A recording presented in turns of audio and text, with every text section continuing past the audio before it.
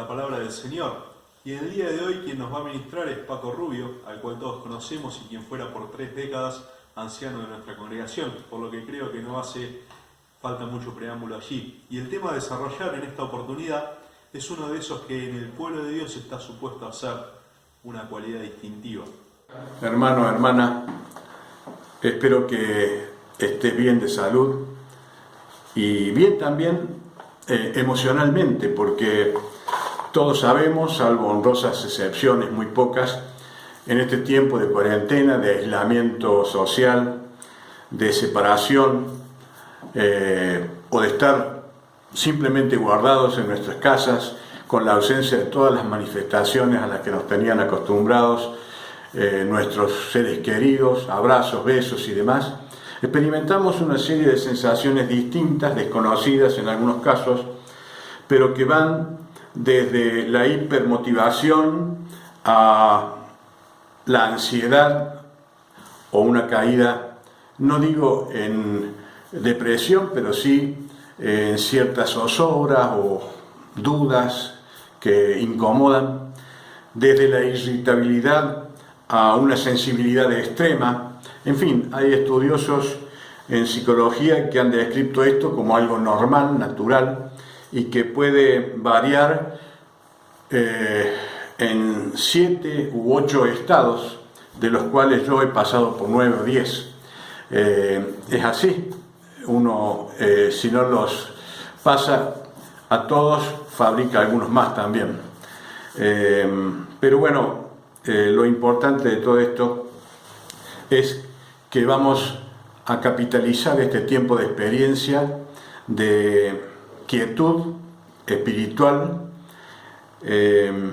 y Jehová aprovecha estos tiempos y como Él tiene propósitos muy definidos, porque su nombre así lo dice, Jehová Siré o Jiré, Jehová proveerá, no solamente de elementos naturales o elementos prácticos, sino también espirituales.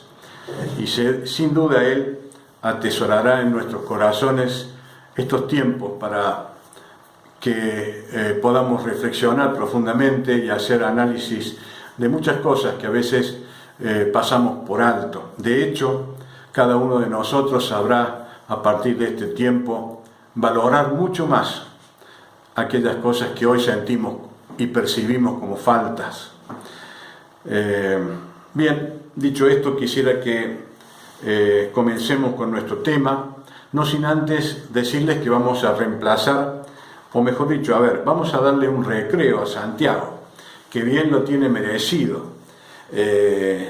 Todos sabemos que el enseñar implica tiempo, dedicación, horas de estudio, y es bueno que podamos producirle a él también un respiro en ese sentido.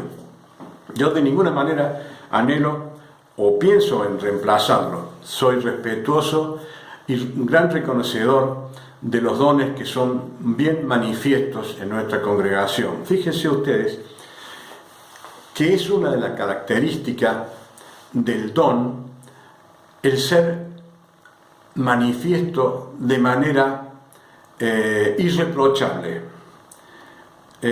reconocido de punta a punta. El don no es dubitable, no es una cuestión que hoy se manifiesta, mañana no. El don es tal como lo percibimos en algunos hermanos de nuestra congregación, y gracias a Dios porque no son pocos, y son pilares para nuestro crecimiento, nuestro fortalecimiento, nuestra edificación. Miren, es tan delicado el tema del don en la iglesia y el tratamiento de esta cuestión espiritual, que el futuro, la capacidad, la calidad de cada iglesia, en el sentido espiritual y de crecimiento estoy hablando, es precisamente por el manejo del don. Antiguamente se cuidaba mucho el hecho de que para servir y para actuar en la iglesia se debía tener dones precisos. Hoy en día hay un estilo nuevo que pretende comprometer a los hermanos, inclusive a los nuevos, que están empezando a detectar, a determinar, a desarrollar los primeros pasos de sus dones. Se los compromete buscando precisamente que ellos actúen en la iglesia sin tener en cuenta precisamente el don. Y yo pregunto, ¿qué pueden dar los hermanos que no tienen la capacitación espiritual? ¿Qué podemos recibir nosotros de hermanos que no tienen el don determinado? ¿Qué fin tiene colocar a un hermano en una función o en un lugar determinado si no cuenta con el don? Estamos, casi diría, sacrificando a la iglesia a no crecer, a no edificarse, a no robustecerse, porque el versículo 4, el capítulo 4, versículo 12 de Efesios, o a los Efesios, dice que los dones están dados a fin de capacitar a los santos para la obra del ministerio, para la edificación del cuerpo de Cristo. Y quería decir esto porque sé que una de las grandes misiones de nuestros ancianos es tener ese ojo agudo, finito, para ir detectando, para ir motivando, para ir consolidando los dones que van surgiendo en la iglesia. Gracias a Dios, como dije en un principio, que nuestra iglesia cuenta con dones muy definidos, reconocidos, indubitables, manifiestos. Y eso hace que la iglesia crezca y en edificación. Bien, les decía que íbamos a darle un recreo a Santiago, y eso es precisamente lo que estoy pretendiendo a través de esta hora, en donde yo voy a darles un tema que pretende seguir con algo que ya Santiago había hablado hace un par de domingos atrás.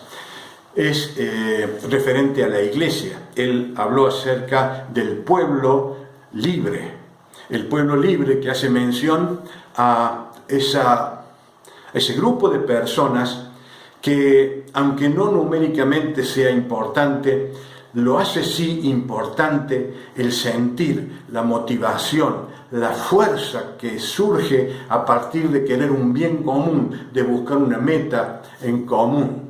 Y sabemos que una de las grandes virtudes del pueblo es la unidad, esa unidad que hace que se conforme un frente homogéneo, un frente que avanza sobre el terreno, que va confrontando al enemigo y que cada uno en su lugar tiene una misión muy definida en este pueblo al cual hacemos referencia, o hace referencia a la palabra de Dios, a tal punto que, como también decía nuestro hermano, en una línea que avanza muy firmemente, una caída de nosotros, de uno, genera una grieta, una fina posibilidad para que el enemigo pueda adentrar.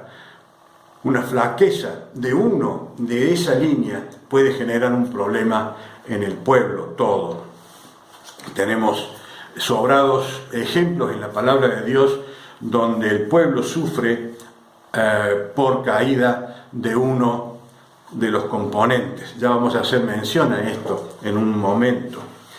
Pero a lo que y se refiere también a pueblo libre, haciendo referencia a esa libertad que nos concede el Señor Jesucristo mediante su muerte expiatoria, que nos liberta del pecado original que nos separaba de Dios. Ese peso, esa carga, ese contrapeso que nos hundió y que nos hacía permanecer en el fondo del abismo, fue roto, fue libertado por Cristo, y reflotamos hacia una nueva vida, hacia una nueva esperanza, como hombres nuevos, hechos conforme a la voluntad del Señor. Pero también tiene la iglesia otras connotaciones, y eso se manifiesta en el libro de 1 Pedro, capítulo 2, versículo 9, entre otros, y que es donde precisamente se vertió esta conformación de pueblo de la cual nos hablaba Santiago.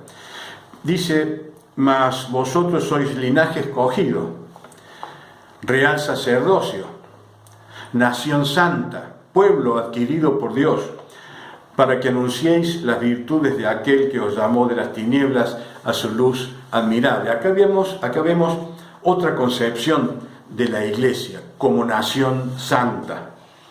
Esta terminología, este término nación, no compite con pueblo, no lo suprime el concepto de pueblo, todo lo contrario, amplía y da otra faceta más a lo que significa la Iglesia. Fíjense ustedes que una nación tiene algunos pilares comunes a todas las naciones. Por ejemplo, tienen un territorio común. Las naciones tienen un territorio común. La Iglesia tiene un territorio común. A pesar de que podemos reunirnos en distintos lugares, aún en el mundo, distintas partes del mundo, todos pertenecemos y somos ciudadanos del cielo, ese lugar que el Señor Jesús dejó claramente referido a que iba a preparar lugar para nosotros. Ese es nuestro territorio que ya comenzamos a disfrutar espiritualmente, contemplando las maravillas que el Señor nos deja en su palabra para ir gustando, como lo hizo el apóstol Juan en su visión cuando llegó a la presencia del Ser Santísimo y nos cuenta lo que él vio y narra lo que ojo nunca vio ni oído pudo haber escuchado. Esas son las cosas que Dios tiene preparado para nosotros. Gustamos anticipadamente de este territorio común que tenemos, pero también se habla que tenemos un mismo idioma. Y claro que sí, el idioma nuestro es el idioma del amor, el idioma de las buenas formas, el idioma de la entrega, del amor al prójimo, todas aquellas cosas y enseñanzas que nuestro Señor Jesucristo dejó instituida y que la vemos a través de sus pasos por este mundo. Ese es el idioma que hablamos, el idioma de la Biblia, ese idioma que es traducido por medio del Espíritu Santo y podemos atesorar nuestros corazones y llevarlos a la práctica. Ese es nuestro idioma común. Bien, también tenemos en las naciones algo común, que es el origen étnico, o sea, la raza que unifica a los integrantes de la nación. Bueno, nosotros también, si bien no tenemos una raza en común, sí tenemos un origen en común. Y ese origen es tanto para vos, mi hermano o mi hermana, como para mí el mismo, absolutamente el mismo. Todos nacemos en el mismo lugar, y es a los pies de la cruz de Cristo. Allí hemos sido constituidos hijos de Dios, allí han sido lavados nuestros pecados, han sido emblanquecidas nuestras ropas y comenzamos una nueva vida, una nueva naturaleza. Ese es nuestro origen también, tanto como referencia hace a la nación. Pero además de estos pilares, que como hemos hablado, tenemos territorio común, como todas las naciones, somos de hablar el mismo idioma, como se habla en todas las naciones, tenemos el mismo origen, también tenemos algo más, y lo más importante, es que la nación está regida por normas, pautas, ordenanzas y leyes de las cuales nos hacemos pasibles y vivimos sin transgredirlas, sin pasarlas por alto, porque forman parte de la ordenanza que se nos ha impartido, del orden que se ha establecido. La Iglesia, como nación, tiene ordenanzas y tiene leyes que no podemos soslayar.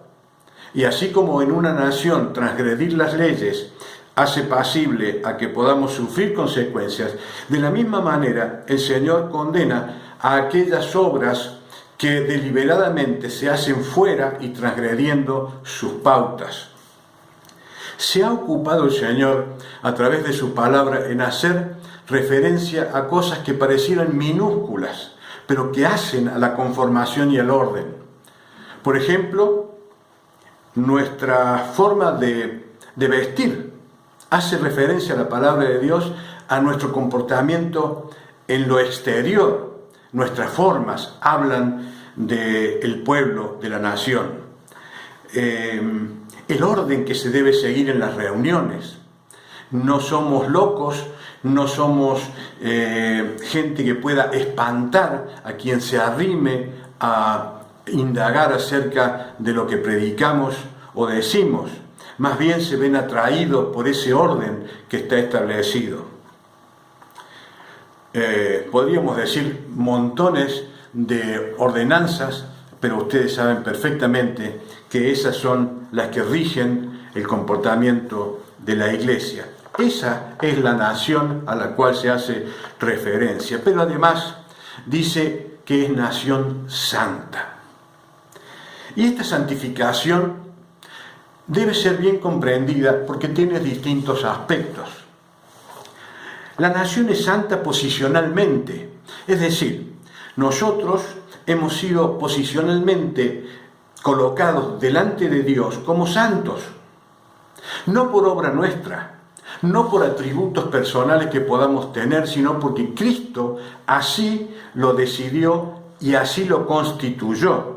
Dice en el libro a los Hebreos, capítulo 10, versículo 14, dice, porque por una ofrenda Él ha hecho perfectos para siempre a los que son santificados. Hermanos queridos, a tal punto a veces se desconoce esta cuestión, que hay iglesias, entre comillas, que han hecho de esta santificación posicional un hecho aberrante como es el de que se atribuyen derechos para nombrar santos. La Iglesia Popular practica este tipo de forma, es decir, para constituir santo a alguien, hombres imperfectos se juntan y deliberan si esa persona está calificada para ser santo. Fíjense ustedes la aberración cuando el Señor Jesucristo nos posicionó frente a Dios a través de su obra como santos, hechos perfectos a través de la muerte expiatoria. En el libro de 2 Timoteos, capítulo 1, versículo 9, se nos dice, pues Dios nos salvó y nos llamó a una vida santa, no por nuestras propias obras, sino por su propia determinación y gracia. Nos concedió este favor en Cristo Jesús antes del comienzo de los tiempos.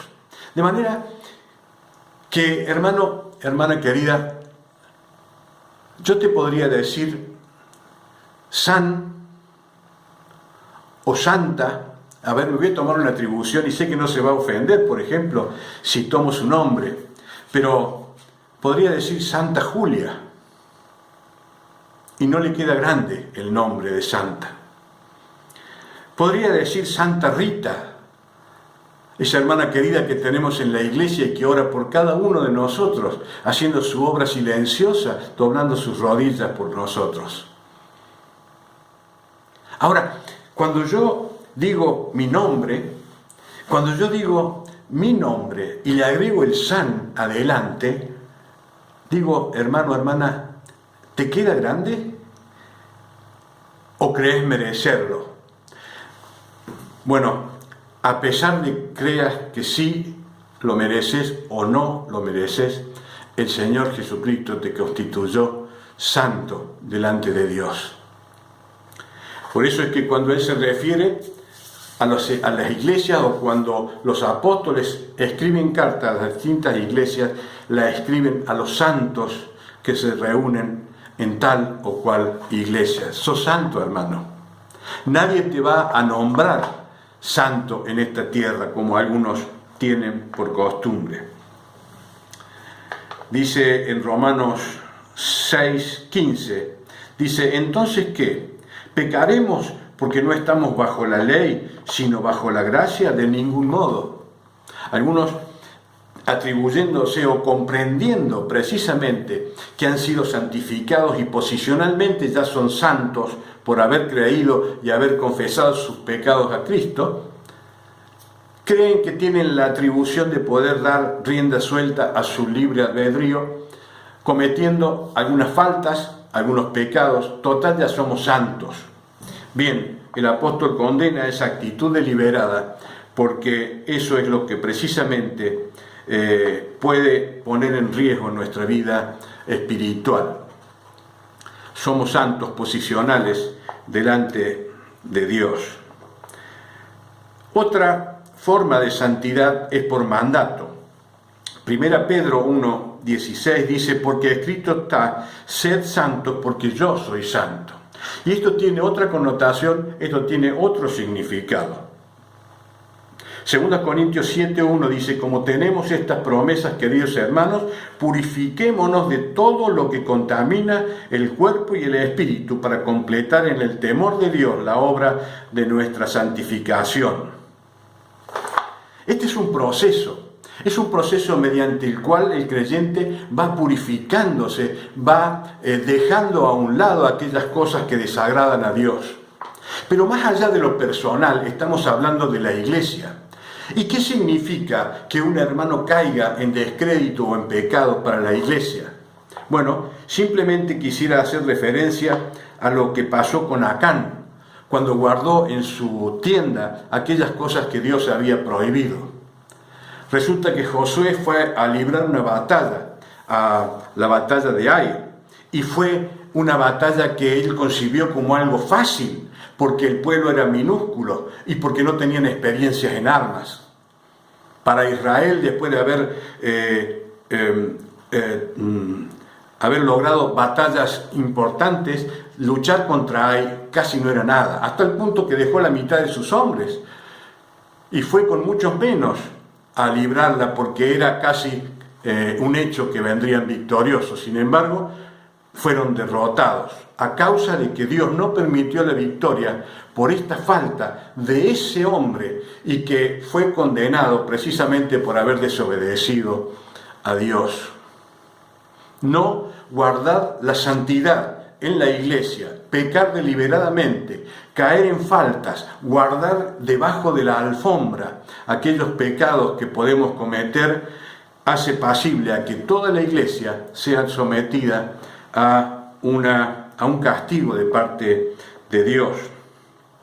Ustedes recordarán cuando el apóstol se refiere a la iglesia o a las iglesias de Asia y dice en las 7 o casi las 7 iglesias: pero tengo contra ti. 2 iglesias solamente son las que el Señor puede no pronunciar esta frase, pero en algunas dice: tengo contra ti que dejaste tu primer amor, en Éfeso. En Pérgamo dice: tengo contra ti que retienes las doctrinas de Balaam. Y Balaam, precisamente, o esa doctrina, habla de aquellas enseñanzas que con toda intención violan los decretos de Dios, la justicia divina y los principios de santidad. ¿Para qué? Para hacer que sea de tropiezo a los santos y se caiga en maldición. Tengo contra ti que retienes la doctrina de Balaam. Tiatira dice que toleras a aquella mujer Jezabel. Hace referencia a una sola persona. Entonces, de allí se desprende que la iglesia no será bendecida si algún hermano, si alguna hermana esconde sus pecados. Por eso la confesión, por eso el tener esa actitud de autorrepresión, de poder lograr que en esta vida vayamos escalonadamente superando permanentemente los escollos que presenta nuestra naturaleza y buscando ser más agradable a Dios. Ahora, en esa vida de santificación es lógico que tengamos caídas, pero no son computables. Saben que aquellas cosas que se hacen deliberadamente, que se guardan, que se esconden, son las que Dios condena. Entonces tenemos una santidad por mandato que cumplir. El Señor Jesucristo nos colocó delante de Dios hechos santos, constituidos santos por su propia voluntad. En segundo lugar, hemos analizado también que debemos ser santos porque es un mandato de Dios en este mundo, porque vivimos en la imperfección de nuestro cuerpo, entonces el proceso de santificación debe ser permanente. Y en tercer lugar, para analizar esta nación santa, debemos mencionar también que somos siervos de la casa santa o de la cosa santa. De tal manera debemos incorporar ese término de manejar la cosa santa con temor y temblor, que nos debe llevar a analizar de qué manera estoy sirviendo, cómo están mis manos en ese servicio, cómo estoy yo, cómo está mi corazón, cómo están mis conductas, mis manifestaciones en la vida práctica como cristiano. La casa santa, la cosa santa, el lugar santo en el cual se nos ha colocado para servir y para administrar, reúne condiciones que exceden lo natural. Por eso es que debemos resguardarnos en servir adecuadamente. ¿Ustedes recuerdan cuando Moisés se posicionó frente a la zarza?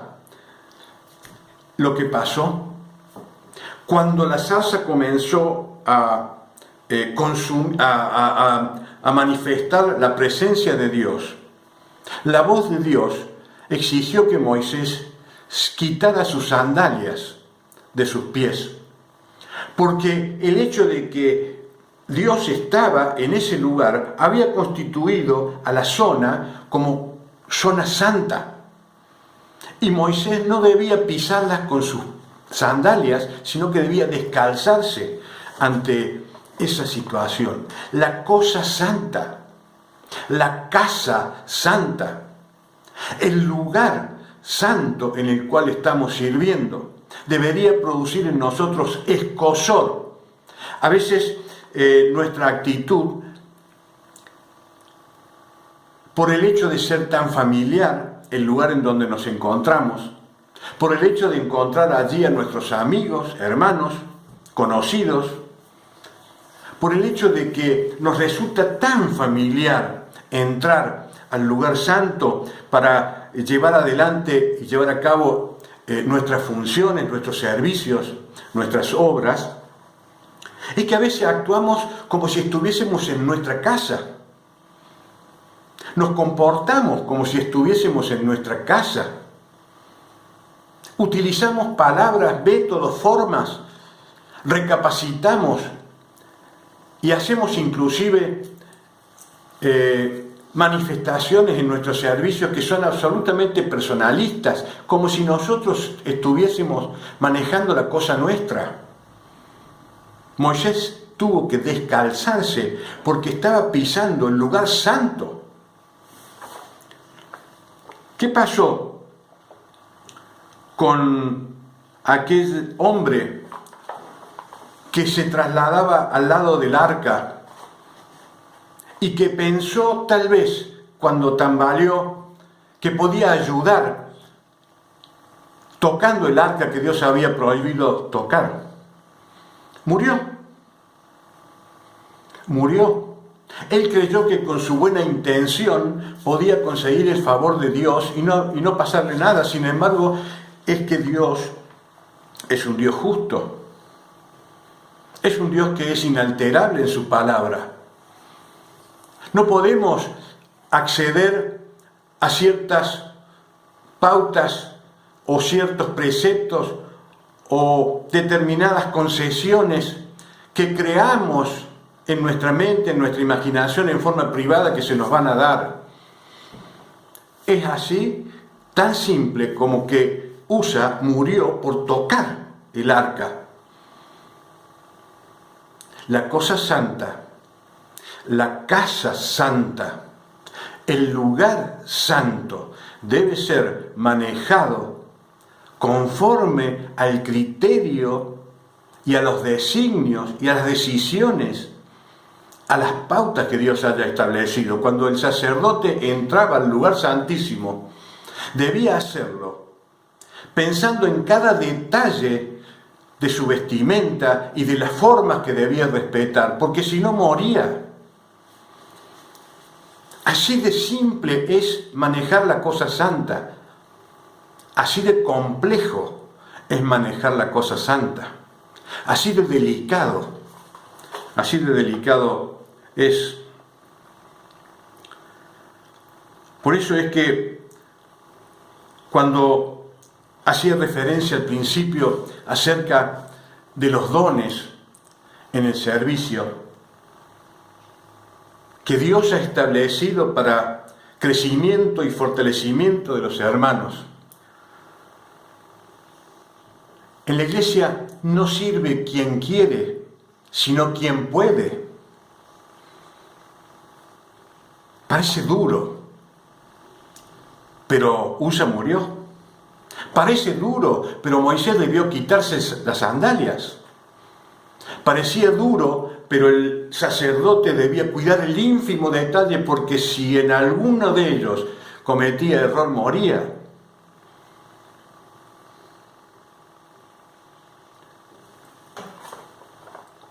Para servir a los diáconos se le pide que cumplan una serie de requisitos.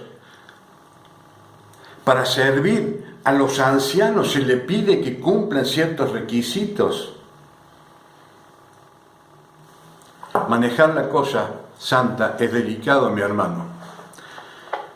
Y pertenecemos a una nación santa.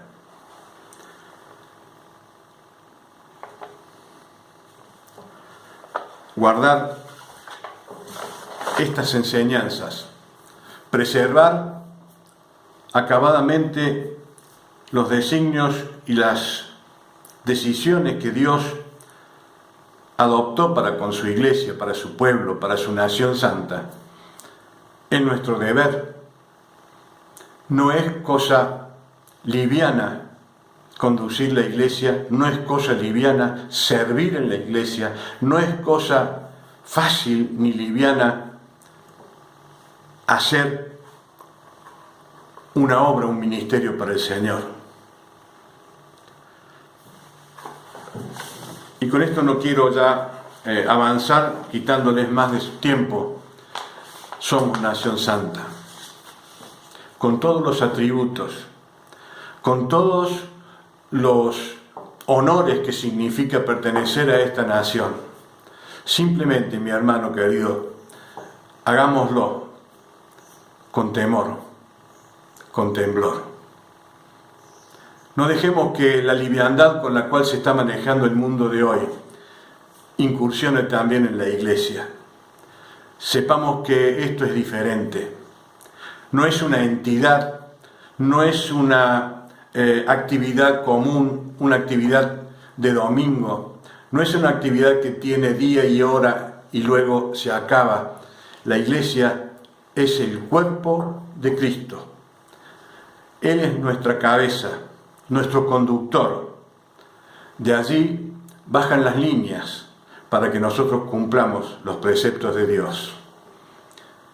Y haremos, si cumplimos con sus mandatos, de esta comisión que tenemos, de esta iglesia que se nos ha encomendado administrar, una nación santa para la gloria y la honra de su nombre. Damos gracias al Señor por su palabra y nos vemos en la próxima.